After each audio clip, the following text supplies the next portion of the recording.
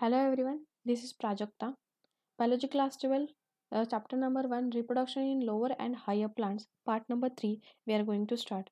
In last video, we have seen vegetative reproduction. Today, we are going to see sexual reproduction. It involves the fusion of two compatible gametes or sex cell. Means for the sexual reproduction, there is a requirement of male gamete and female gamete, and that should be they are compatible for the fusion.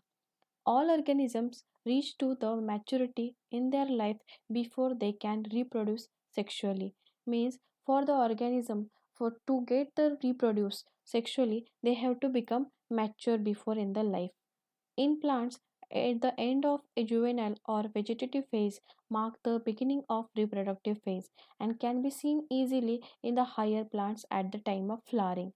It means that in the plants, especially plants, the at the end of the vegetative phase, the plants are becoming the becoming mature for the reproduction, and especially it is recognized into the higher plants at the time of flowering. The flower is a specialized reproductive structure of a plant. So in the organisms having the different organs, for the special organs are there for the reproduction. So in the plants, the flower is a specialized reproductive organ is there, and all the reproduction is takes place inside the flower.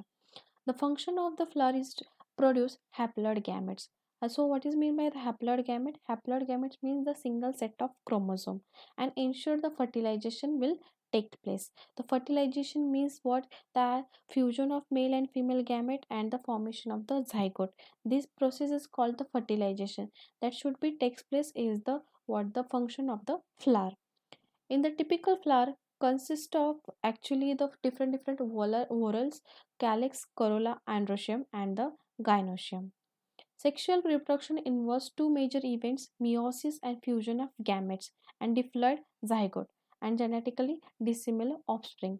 So, in the sexual reproduction, the first of all the fusion of male and female gamete takes place, and then whatever the diploid set of chromosome form means the zygote formed, that zygote have to divide it meiotically, means the from the one cell there will be production of the four cells, then the four cells get multiplied and form the 8 cell. The whatever the these meiosis takes place, and then what after the uh, different stages has happened, and afterwards there will be formation of the embryo, and that embryo will produce properly, and then there will be production of the offspring. That offspring should be genetically dissimilar, means the in the sexual reproduction the offspring means the progeny is not similar as it is as their parents. They are having the different characteristics, they are not morphologically also, and they are not genetically similar to their parents, and because of that